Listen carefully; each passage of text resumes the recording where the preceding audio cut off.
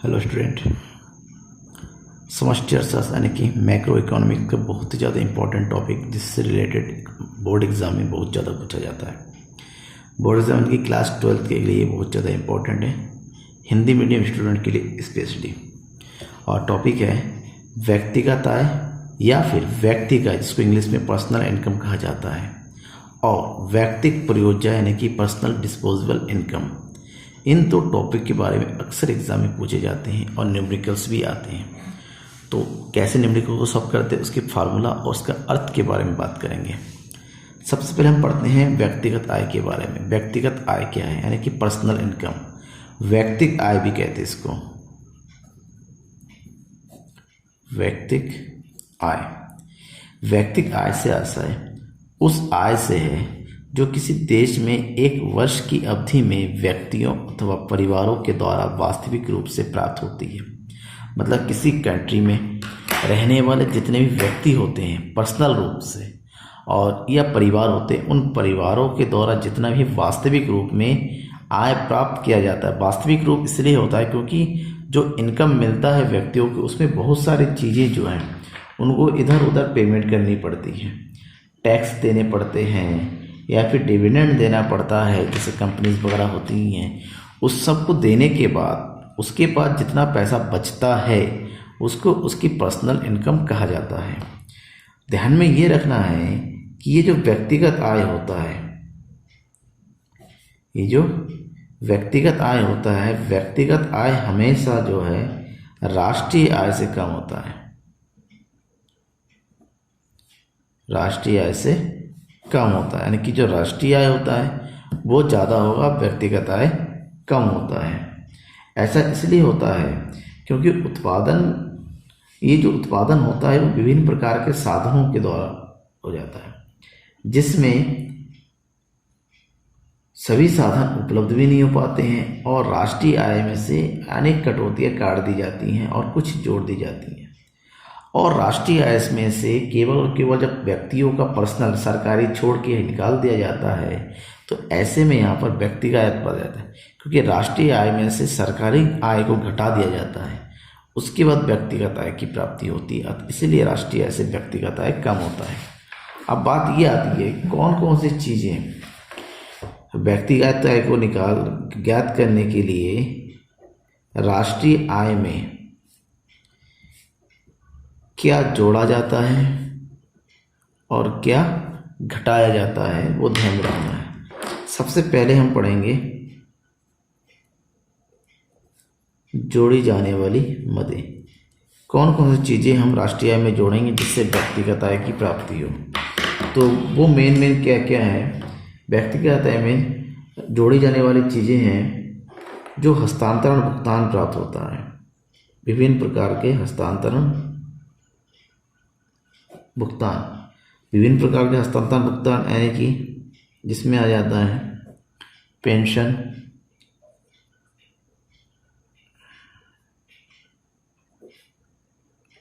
बेरोजगारी भत्ता, वजीफा आदि, जो डायरेक्ट जो है गवर्नमेंट से लोगों को प्राप्त होता है और बदले में लोगों को कुछ देने की जरूरत नहीं होती है, जिसको हस्तांतरण, ये सब जोड़ा जाएगा। इसके बाद हम जो कौन कौन सी घटाई जाएंगी, घटाई जाने वाली मदें। राष्ट्रीय आय में से क्या घटाएंगी ताकि व्यक्तिगत आय प्राप्त हो, जिसमें सबसे पहले घटाया जाएगा निगम कर, यानी कि कारपोरेट टैक्स जो कंपनीज के ऊपर लगाया जाता है। उसके बाद घटाया जाता है अवितरित लाभ। अवितरित लाभ का मतलब कंपनियों के ऐसे लाभ जो अभी तक बांटे नहीं गए हैं, यानी कि अनडिस्ट्रीब्यूटेड प्रॉफिट्स। ठीक है। उसके बाद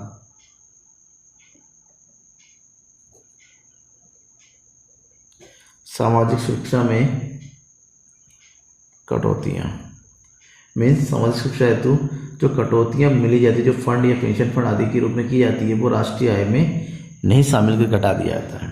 तो ऐसे में जब हम व्यक्तिगत आय की गणना करेंगे, इसका जो फार्मूला बनेगा व्यक्तिगत आय का,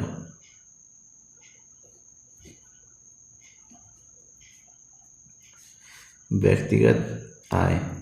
तो व्यक्तिगत निकालेंगे राष्ट्रीय आय से, यानी कि राष्ट्रीय आय, इसमें से घटा दिया जाएगा निगम कर, इसमें से घटा दिया जाएगा अवितरित व्यावसायिक लाभ, इसमें से घटा दिया जाएगा सामाजिक सुरक्षा अंशदान, और इसमें जोड़ दिया जाएगा विभिन्न प्रकार के हस्तांतरण भुगतान। तो ये सब चीज़ें तीन चीज़ें घटाने के बाद और ये हस्तांतरण भुगतान जोड़ने के बाद हमें प्राप्त होता है व्यक्तिगत आय। लेकिन व्यक्तिगत आय ही क्या लोग खर्च कर सकते हैं पूरा का पूरा, ऐसी बात नहीं है। उसमें अभी बहुत सारी चीज़ें हैं जो घटाया जाना रहता है, व्यक्तिगत से पेमेंट करना होता है, तो उसके बाद जो प्राप्त होता है उसको हम व्यक्तिगत प्रयोज्य आय कहते हैं। परिवारों को जो व्यक्तिगत आय प्राप्त होता है उसमें से बहुत सारी चीज़ें जो उसको चुकाना पड़ता है गवर्नमेंट के द्वारा, जैसे इनकम टैक्स होता है, और जैसे बिल्डिंग टैक्स होता है, हाउस टैक्स जिसको हम बोल सकते हैं, या फिर अलग अलग प्रकार के जो फाइन्स होते हैं, फाइन का मतलब जो जुर्माना वगैरह लगाया जाता है, इन सबको पेमेंट करने के बाद व्यक्तिगत आय में से इन सबको घटाने के बाद जो बचेगा वो व्यक्तिगत प्रयोज्य आय कहलाएगा। इस प्रकार से व्यक्तिगत